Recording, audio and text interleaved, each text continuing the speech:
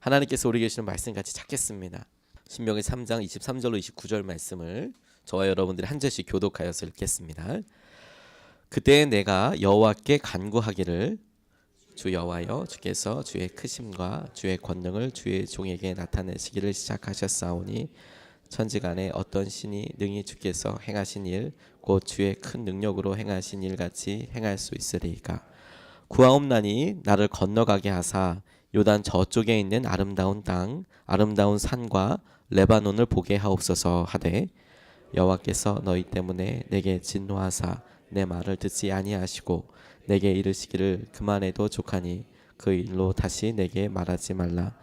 너는 비스가 산 꼭대기에 올라가서 눈을 들어 동서남북을 바라고 내 눈으로 그 땅을 바라보라. 너는 이 요단을 건너지 못할 것임이니라. 너는 여호수아에게 명령하고 그를 담대하게 하며 그를 강하게 하라. 그는 이 백성을 거느리고 건너가서 내가 볼 땅을 그들의 기업으로 얻게 하리라 하셨느니라. 함께합니다. 그때에 우리가 벳볼 맞은편 골짜기에 거주하였느니라. 아멘. 하나님의 말씀입니다. 약속의 땅으로 나아가는 35일째 특별한 새벽을 맞았습니다. 하나님께서 새날을 위해서 마무리해야 될 것들에 대해서 모세의 설교와 또 여러 출애굽 여정을 통해서 우리에게 점검하시고 질문하셔서 우리가 마음속으로 답해보는 시간을 갖고 있습니다. 모세가 여러 가지 일들에 순종하고 나아갔지만 그가 무리바라는 곳에서 주님께서 바다 반석을 명령하여 물을 내라 이렇게 이야기하셨는데 그것을 두 번 쳐서 하나님께서 말씀하시기를 네가 내 영광을 드러내지 않았다. 네가 약속의 땅에 들어가지 못하게 될 것이다 라고 했던 사건을 우리가 기억하고 있습니다. 이게 정말 작아 보이는 일이 아니었구나. 하나님께서 계획하고 계신 일에 반석이 예수 그리스도인지 누가 어떻게 알았겠습니까? 우리는 알 수 없는 수준들을 하나님께서 계획하고 계셨는데 모세가 그런 일들에 대해서 걸림이 될 수도 있었겠구나 라고 생각하는 것을 전에 우리가 보았습니다. 그런데 오늘 신명기의 말씀은 똑같이 그 무리바에 있었던 일에 대하여 모세가 표현하고 있는데 오늘 말씀에는 그게 이스라엘 백성들 때문에 약속의 땅에 들어가지 못한다 라고 표현을 하고 있는 것이죠. 이것을 두 가지로 그대로 생각해 볼 수 있겠습니다. 첫 번째는 모세가 한 말을 그대로 그냥 이해하는 것이죠. 그래서 이스라엘 백성들이 정말 그대로 내가 너희들 때문에 못 들어간다. 그 말이 정말 사실이라면 야 너희들이 조금만 더 순종하고 그렇게 분노와 짜증을 내지 않았으면 내가 그렇게 무리바에서 화도 내지 않았을 것이고 그렇게 불순종하는 일도 없었을 것이고 내가 원래 이렇게 해서 갈 수 있는 대로 약속의 땅에 들어갈 수 있었을 텐데 이렇게 생각해 볼 수도 있을 것이고 아니면 두 번째로 하나님께서 정말 감동을 주셔서 여러 번 기도했지만 그래 네가 무리바에서 했던 그런 일들을 내가 기억하지 않고 그럼에도 불구하고 너 이스라엘 백성들 때문에 너 들어가지 못해 라고 이야기한 것일 수도 있겠다라고 생각해 보게 되었습니다. 물론 많은 분들은 모세가 그렇게 이야기하고 이것은 설교라는 것이기 때문에 모세의 개인적인 생각을 이야기한 것이다라고 이야기하게 하지만 저는 38년이라는 시간이 작게 느껴지지 않았습니다. 그간에 있었던 일들 가운데 작은 사건 하나가 마음속에 생각되게 되어질 때 사실 사람들의 마음이 바뀐 것은 아니지만 의미는 얼마든지 바뀔 수 있겠다는 생각이 들었거든요. 그의 마음 가운데. 그래서 그걸 그대로 한번 받아보고 우리에게 주시는 교훈이 무엇인지 우리가 점검해야 될 것은 무엇인지에 대해서 생각해 보고 싶습니다. 첫 번째로 하나님께서 이 본문 말씀을 통해서 생각해보고 기도하라고 주신 마음은 무엇이냐면 예수님을 통하여서 이루어질 소원에 대해서 생각해보게 해주셨어요. 오늘 본문 말씀 25절로 27절까지 말씀해 보면 나를 건너가게 하사 요단 저쪽에 있는 아름다운 땅 아름다운 산과 레바논을 보게 하옵소서 하되 여호와께서 너희 때문에 내게 진노하사 내 말을 듣지 아니하시고 내게 이르시기를 그만해도 족하니 이 일로 다시 내게 말하지 말라. 너는 비스가 산 꼭대기에 올라가서 눈을 들어 동서남북을 바라보고 내 눈으로 그 땅을 바라보라. 너는 이 요단을 건너지 못할 것임이라고 말씀하셨습니다. 하나님께서 이스라엘 백성들 때문에 모세에 대하여서 너 약속의 땅 못 들어가게 될 거야. 또 하나 듣지도 않아. 너 앞으로 이렇게 얘기하지도 마라라고 이야기하셨다는 것이죠. 이게 모세 개인적인 생각이라고 한다면, 다시 말해서 하나님의 하신 말씀과 상관없이 설교하려고 보니까 야, 너희들 때문에 내가 못 가는 거다라고 생각된다면, 그렇게 고백하는 것이라면 정말 애처롭다. 왜냐하면 40년 동안의 모세의 회한이 드러나기 때문에 그렇습니다. 그가 하나님께서 부르시고 연약한 모습이었지만 하나님이 그를 놀랍게 들어 사용하셨던 광야에서 40년을 이제 그냥 끝내야 되는 상황이 돼서 내가 들어갈 수 없다는 것에 대해서 이야기하니까 그 마음에 어떤 것들이 느껴지게 될까 떠올려 보니까 너무너무 안타깝더라고요. 그런데 하나님께서 그를 마지막에 너 비스가 산꼭대기에 올라가서 동서남북 바라봐라. 네가 바라보는 땅 그쪽 끝에 쭉 보이는 곳 다 보이지? 넌 바라보기만 해라 라고 말씀하시는 것이, 야, 정말 모세에게 있어서는 마음이 참 힘들 수도 있었겠다라는 생각이 들었습니다. 그런데 주님께서 이것을 생각해 보게 하시면서 다른 장면 하나를 생각나게 해주셨어요. 마태복음 17장 3절 4절 말씀에 이렇게 나와 있더라고요.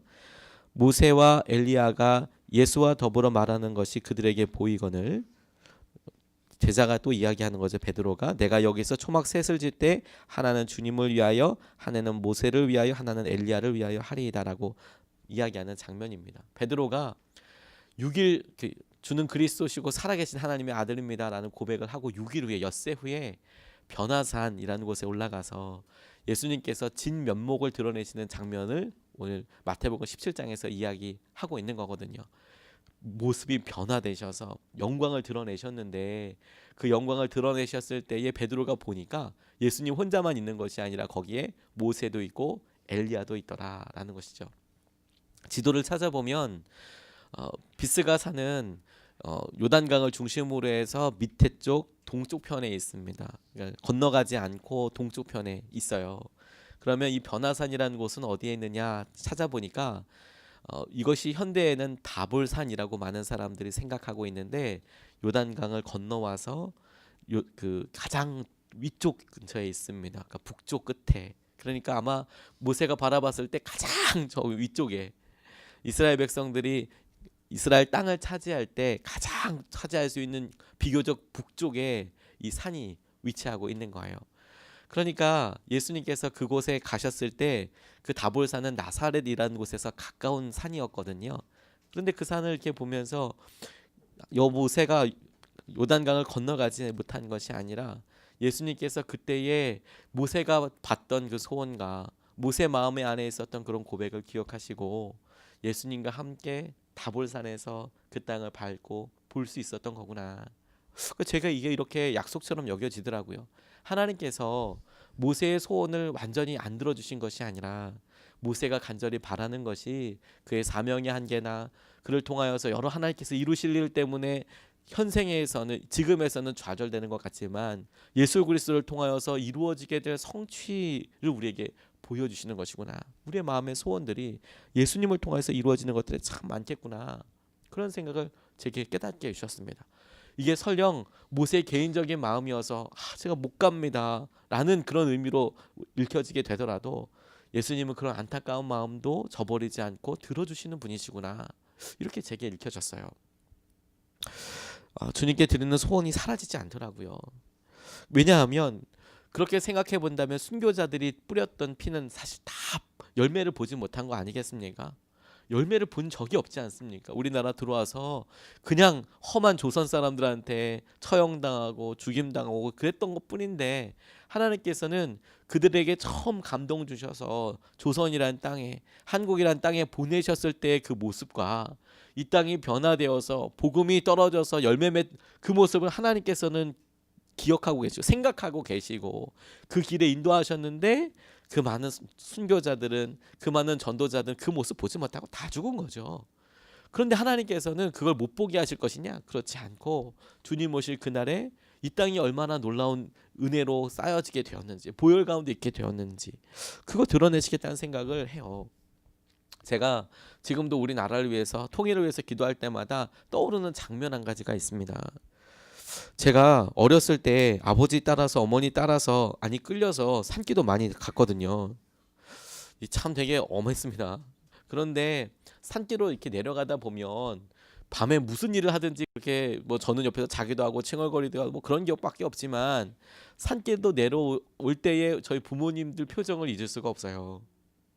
그리고 함께 기도하던 기도의 동지분들 있잖아요. 부모님들이랑 같이 기도하던 두 분만 올라가신 것이 아니라 뭐 5명씩 10명씩 이렇게 같이 올라가셨었거든요. 올라가면 다 흩어져서 기도하셨거든요. 그런데 제가 어렸을 때 마음에 봤어도 들어갈 때랑 나올 때랑 모습이 다르셨어요. 올라가실 때랑 내려오실 때랑 모습이 다 달랐던 게 기억이 나요. 그렇게 기도하고 마음에 충만하고 현실적인 재정의 압박이나 뭐 여러 가지 어려움들이 있으셨겠죠. 저는 어렸으니까 그게 다 뭔지 모르고. 근데 얼핏 기억나는 게 뭐냐면 그때 나라와 민족을 위해서 기도한다고 24시간 기도하는 사람들이 정말 많았거든요. 삼각산에, 그러니까 북한산에 그런 분들이 정말 많았거든요. 근데 저는 어렸을 때 모습을 생각해 봐도 그렇게 하나님께서 그분들에게 주셨던 마음의 평안과 주님께서 그렇게 나라와 민족과 통일을 위해서 기도했을 때 주셨던 응답들이 있지 않습니까? 근데 그때 주셨던 평안은 가짜가 아니라는 생각이 드는 거예요.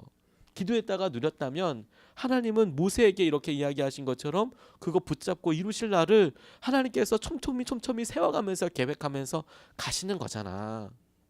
그러니까 하나님 감사하게 되더라고요. 우리가 주님 앞에 드리는 소원이 주님의 뜻에 합당한 것이라면 하나님 우리가 우리 보기에 사명의 한계처럼 보이고 하나님 안 되는 건가요 할지라도 예수님을 통하여서 그것이 이루어지게 되겠구나. 통하여지면 이것을 누리게 해달라고 기도해야 하는 거구나. 이렇게 붙잡게 되었습니다. 두 번째로 하나님께서 깨닫게 해준 것이 무엇이냐면 다음 사람을 통하여서 이어질 사명이 있다는 것이죠. 28절 말씀에 보니까 너는 여호수아에게 명령하고 그를 담대하게 하며 그를 강하게 하라. 그는 이 백성을 거느리고 건너가서 내가 볼 땅을 그들의 기업으로 얻게 하리라 라고 말씀하셨습니다. 너 그 땅에 들어가지 못한다라고 이야기하시면서 하나님께서 모세에게 주신 것이 여호수아를 보게 주셨어요. 그가 가서 이 땅을 차르게 될 것이다. 이것이 모세가 이야기한 대로 하나님께서 모세에게 너 그 땅에 들어가지 못하는 것이 이스라엘 때문이다라고 진짜로 이야기하신 것이라고 받아들였을 때 굉장히 귀하게 제게 깨달아지더라고요. 38년이 지나면서 그냥 한번 상상해 보았습니다. 모세가 수없이 기도해 보지 않았겠습니까? 하나님 그 행동 하나 때문에 용서해 주십시오. 뭐 이렇게 기도 계속했을 수도 있겠고 모세와 하나님 사이에 기도하였던 그 수많은 내밀한 대화들에 대해서 제가 그가 했던 과거의 말 하나 가지고 그는 이래 라고 이야기하기에는 너무 그렇더라고요. 대단한 분이니까. 그래서 하나님께서 너 사명을 생각해. 이스라엘 백성들 완악하고 힘들고 패역했어. 그리고 네가 책임졌던 것이 이스라엘 백성들이야. 네가 책임져. 너 여기서 못 들어가. 라고 만약에 그렇게 진짜로 말씀하신 것이라면 그러면 이것이 모세에게 어떤 의미일까 생각해 보니까 이게 진짜 큰 감사더라고요. 왜 감사이냐? 그렇다면 본인은 원하지만 이스라엘 백성들 때문에 못하게 되는 거니까 이거 그야말로 예수님 사역한 거 아닙니까? 예수님이 그렇게 사역하셨잖아요. 그의 사명이 한계에 다다르게 된 것이죠. 자기는 더 하고 싶은데 40년을 인도해 온 이 모세가 이제 하나님께서 말씀하신 진짜 사역의 끝, 사역의 한계에 이렇게 있는 거예요. 이거 어떻게 해야 되나요? 라고 생각하게 되겠죠.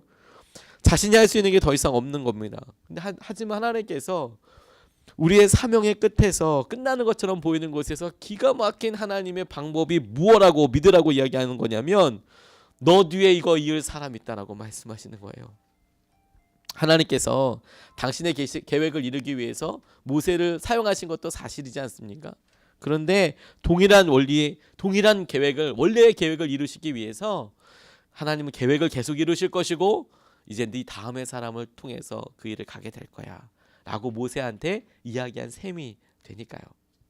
이 부분을 고쳐서 깨닫고 생각하면서 저 예수님 생각이 참 많이 났습니다. 왜냐하면요, 예수님께서 십자가 지셨을 때 이 땅에서 사역이 끝나는 것처럼 보였거든요. 할 수 있는 게 아무 일도 없는 것처럼 보였습니다. 뭘 할 수 있겠습니까? 죽는데요. 그런데 예수님께서는 제자들 보시면서 제자들이 뭐 어마무시하게 변한 것도 아닌데도 제자들에게 맡기고 십자가 지셨거든요. 그러니까 이 땅에서 우리가 보기에 우리의 생각으로는 예수님이 할 수 있는 일이 없고 이제 끝난 거고 모든 게 다 끝났는데 예수님의 복안은 하나님의 계획은 그게 아니었고 성령님께서 다시 오셔서 각 사람들을 통하여서 예수님이 하셨던 것보다 더 놀라운 일들을, 하나님의 계획을, 하나님의 복음을, 하나님께서 원래 하시고자 하셨던 구원의 그 놀라운 일들을 이루시려고 하는 것이 하나님의 원래 계획이었잖아요. 근데 그 일에 제자들을 예비하신 거예요. 그러니까 사명이 끝나는 곳이라고 생각하는 곳에 진짜 하나님께서 역사하실 하나님의 계획이 드러나는 것이다라고 생각하게 되더라고요.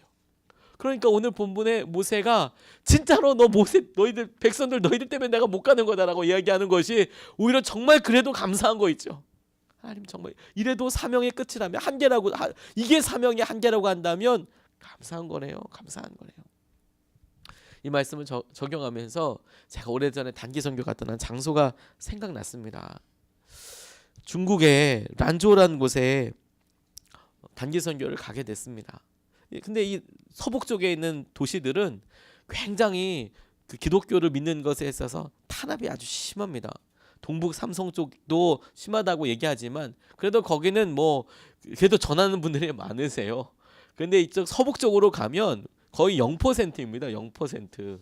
퍼센트가 그 복음화율이 0%예요. 뭐 이쪽에 우르무치나 이런 쪽에 가면 다 그런데 란조는 그래도 교통의 요지여서 그래도 사람들이 많다고 얘기하지만 티벳으로 갈 수 있는 교통의 요지이기 때문에 중국 정부가 굉장히 센시티브하게, 아주 민감하게 바라보는 그런 도시 중에 하나예요. 근데 거기 갔는데 저희가 주일 예배를 드려야 하니까 교회를 찾았습니다. 근데 삼작교회가 있는 거예요. 삼작교회라도 한번 주일날 예배 드리고 싶어서 갔습니다. 예상했던 대로 중국어로만 이야기하겠죠. 너무 힘들었습니다. 왜냐면 뭐 한마디도 안 하고 다 중국어로 막 예배 막 얘기하니까 저는 뭐 이열산밖에 모르는데 뭐 그런 얘기는 뭐 거의 하지 않잖아요.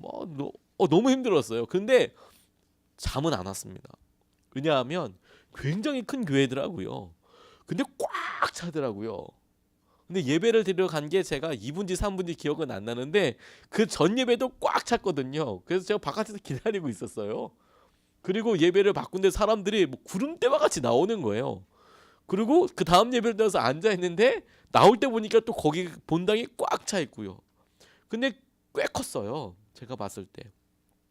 이게 뭐 제가 봤을 때는 1000명까지는 아니어도 수백 명 정도가 들어가는 굉장히 큰 본당이었거든요. 근데 그게 정말 입추 여지없이 꽉 차는 거예요. 너무 놀랐습니다. 이게 웬일이래? 중국인데 여기 란조인데 이게 지금 이게 뭐 어쩐 일이래? 이러고 가다가 설명도 이렇게 좀 듣고 그러다가 이제 그 교회의 주춧돌을 이렇게 보게 됐어요. 이 건물 어떻게 지은 건가 보니까 거기에 반가운 아는 사람 이름이 한 분 있더라고요.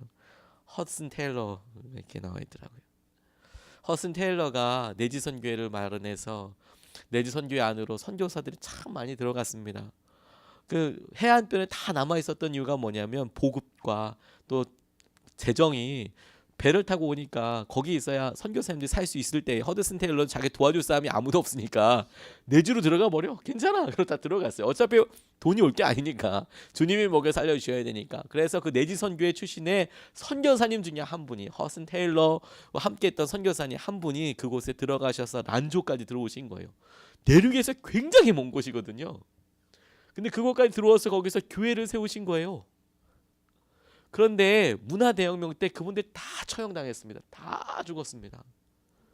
그런데 그 이후에 그곳에 그렇게 교회가 서 있는 거예요. 교회가 삼작교회라고 이야기하지만 그곳에서 설교를 마음대로 할 수 있고 그렇게 분위기가 다르지 않습니까, 여러분? 제가 목사하고 예배를 한두 번 드려봤겠습니까? 근데 이게 지금 그냥 맹숭맹숭 드리는 예배인지 아니면 이게 뭐 억지로 드리는 예배인지 그건 모르겠습니까? 사람들 그거 일부러 준다고 해서 그렇게 오지 않습니다. 란조 땅에 엄청나게 그렇게 교회 가는 곳이 있더라고요. 제가 그거 보고 알았어요. 허슨 테일러를 통해서 왔던 이곳에 선교했던 그 분이나 자기의 사명이 그냥 끝나버리는 것처럼 여겨졌을 것 같은 거예요. 근데 하나님은 기억하고 계시더라고요. 그 이후에 그가 죽고 나서 순교한 다음에 그곳에서 복음의 씨앗을 받아서 달리는 사람들이 있더라고요. 그리고 50년 지나고 나는데 그곳엔 엄청난 중국에서는 상상할 수 없는 그런 부흥이 있더라고요. 그래서 감사하게 됐어요. 우리 스스로 이 일을 더 할 수 없다고 생각하는 그 순간이 하나님께서 정말 바톤을 받으셔서 하나님께서 세우실 사람들을 통하여 역사하심을 드러내실 그런 순간이군요. 하나님 이거 믿습니다. 이거 믿습니다. 이게 감사합니다. 반드시 이루어지게 될 줄로 믿습니다. 우리가 그 역사하심을 놓고 함께 같이 기도하고 싶습니다. 오늘 두 번 나눠서 좀 같이 기도하고 싶습니다.